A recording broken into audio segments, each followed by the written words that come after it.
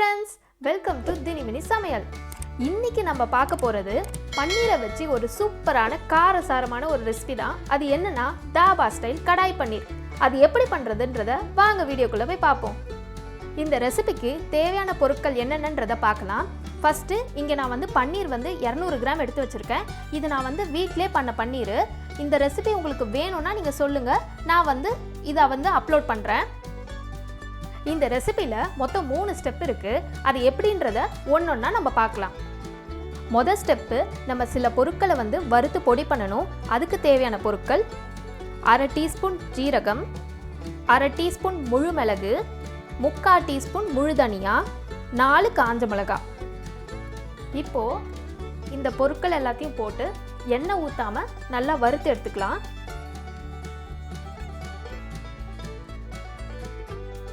அவ்வளோதான், ஈரப்பதம் போக சும்மா வறுத்து எடுத்தாச்சு.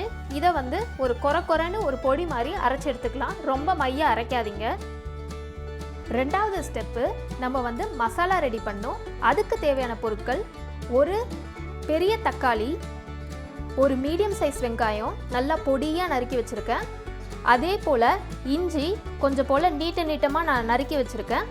அது கூடவே ஒரு அரை டீஸ்பூன் இஞ்சி பூண்டு விழுது, அரை டீஸ்பூன் காஷ்மீரி மிளகாத்தூள், அரை டீஸ்பூன் வெறும் மிளகாத்தூள், 3/4 டீஸ்பூன் தனியா பவுடர், 1/4 டீஸ்பூன் கரம் மசாலா, கொஞ்சம் போல் மஞ்சத்தூள், 1 டீஸ்பூன் நான் எண்ணெய் விட்டுருக்கேன். அது கூடவே கொஞ்சம் போல் நான் பட்டர் சேர்த்துக்கிறேன்.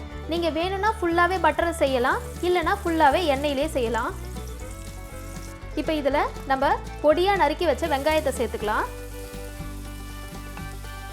நம்மளோட வெங்காயம் இந்த மாதிரி நல்லா ப்ரௌனாக வதங்கணும். இந்த ஸ்டேஜை விட்டுட்டு நீங்கள் முன்னாடியே மிச்ச பொருள்லாம் சேர்த்திங்கன்னா உங்கள் ரெசிபி நல்லா வராது. ஸோ அதனால் இந்த மாதிரி நல்லா வதங்குற வரைக்கும் வெயிட் பண்ணுங்கள். இது ஆகிறதுக்கு கிட்டத்தட்ட ஒரு 5-7 நிமிஷம் ஆகும். இப்போ அடுத்து நம்ம எடுத்து வச்ச இஞ்சி பூண்டு விழுதை சேர்த்துப்போம்.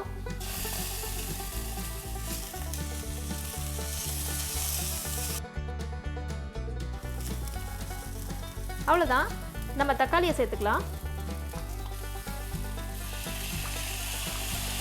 இப்போ மசாலாக்கு தேவையான உப்பு சேர்த்துக்கலாம். நம்ம தக்காளி வதங்க ஆரம்பிச்சிச்சு. இப்போவே நம்ம எடுத்து வச்ச மசாலா எல்லாத்தையும் சேர்த்துக்கலாம்.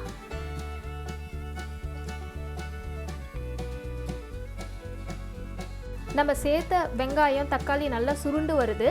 இந்த நேரத்தில் நம்ம கட் பண்ணி வச்சிருக்க நீளமாக கட் பண்ணி வச்சிருக்க இஞ்சியை சேர்த்துக்கலாம்.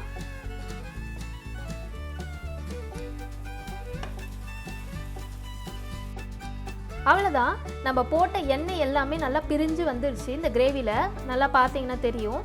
இப்போ இதை என்ன பண்ணுவோன்னா தனியாக ஒரு பாத்திரத்தில் எடுத்து வச்சுட்டு அடுத்த ஸ்டெப்பு நம்ம பார்க்கலாம். மூணாவது ஸ்டெப்பு நம்ம பன்னீரையும் சில காய்கறிகளையும் தனியாக வதக்கி எடுத்துக்கணும். அதுக்கு தேவையான பொருட்கள்: ஒரு மீடியம் சைஸ் வெங்காயம், அதை நான் இந்த மாதிரி கட் பண்ணி வச்சுருக்கேன். அதே மாதிரி ஒரு சின்ன கொடமிளகா, எனக்கு சிவப்பு கலர் தான் கிடச்சிச்சு, நீங்கள் என்ன கலர் வேணாலும் யூஸ் பண்ணிக்கலாம். அதே மாதிரி ஒரு சின்ன தக்காளி, அதுக்குள்ளே இருக்க விதையை எடுத்துட்டு நம்ம இதே மாதிரி கட் பண்ணி எடுத்துப்போம். இப்போ அதே பேனில் நம்ம பன்னீரையும் எடுத்து வச்ச காய்கறிகளையும் வதக்கி எடுத்துக்கலாம். அதுக்கு நான் கொஞ்சம் போல் எண்ணெய் ஊற்றிருக்கேன். அது கூடவே கொஞ்சம் பட்டர் சேர்த்துக்கோங்க.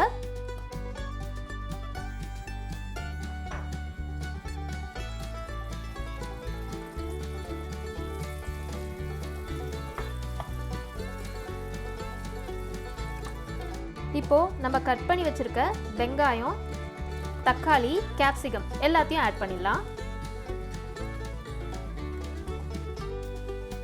நம்ம இந்த காய்கறிக்கு தேவையான உப்பு கொஞ்சம் சேர்த்துக்கலாம். நான் 1/4 டீஸ்பூன் சேர்க்குறேன்.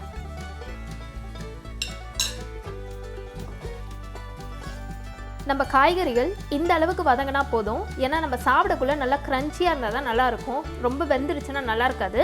இப்போ நம்ம பன்னீரை சேர்த்துப்போம். கரண்டி போட்டு ரொம்ப கிண்டாதீங்க, இல்லைனா பன்னீர் உடஞ்சிரும். சும்மா லைட்டாக எடுத்து விடுங்க, இந்த மாதிரி கிளறி விடுங்க லைட்டாக.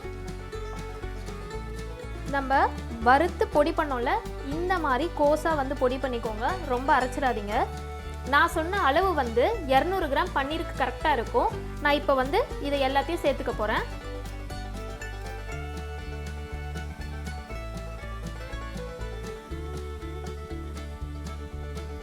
இப்போ நம்ம வதக்கி வச்ச மசாலாவை இது கூட சேர்த்துக்கலாம்.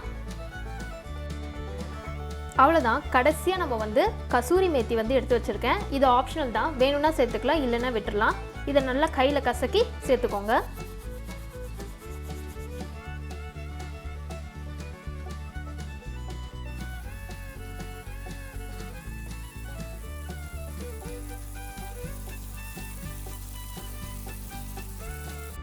அவ்வளோதான், நம்மளோட சூப்பரான காரசாரமான கடாய் பன்னீர் ரெடி ஆயிடுச்சு. இது நம்ம பிளேட்டிங் பண்ணிக்கலாம். இந்த கடாய் பன்னீர் சூப்பராக வந்திருக்கு. இதை நீங்கள் கண்டிப்பாக ட்ரை பண்ணி பாருங்கள். இந்த ரெசிபி உங்களுக்கு பிடிச்சிருந்தா லைக் பண்ணுங்கள், உங்கள் ஃப்ரெண்ட்ஸ் கூடயும் ஷேர் பண்ணுங்கள். இந்த ரெசிபி பற்றின சஜஷன் ஏதாவது உங்களுக்கு தோணுச்சுன்னா அதை கமெண்ட் பாக்ஸில் லீவ் பண்ணுங்கள். நான் இன்னொரு இன்ட்ரெஸ்டிங்கான ரெசிபியோட உங்களை நான் மீட் பண்ணுறேன். Until then, it's bye bye from Dinimini Samayal.